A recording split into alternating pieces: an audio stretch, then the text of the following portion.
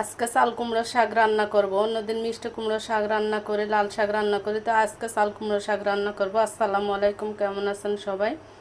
তো এখানে চাল কুমড়ো শাক কুটে রেডি করে নিয়েছি, ধুয়ে পরিষ্কার করে। এখানে জিরা বাটা, একটু রসুন দিয়ে, একটু যে সঙ্গে একটু হলুদ আর লবণ এগুলো দিয়ে এবার আমি রান্নাটা বসিয়ে দিই। এই যে বাটা মশলাগুলো আবার আমি দিয়ে দিই, লবণ আর হলুদ দিয়ে এবার ভালোভাবে মশলাটা আমি কষিয়ে নেব। মশলা কষানো হয়ে গেছে আমার, এবার এই শাকগুলো দিয়ে দেব, দিয়ে ঢাকনা দিয়ে ঢেকে দেব।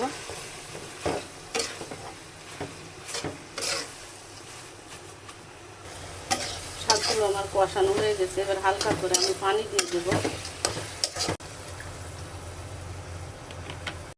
আমার চাল কুমড়ো শাক রান্না করা হয়ে গেছে।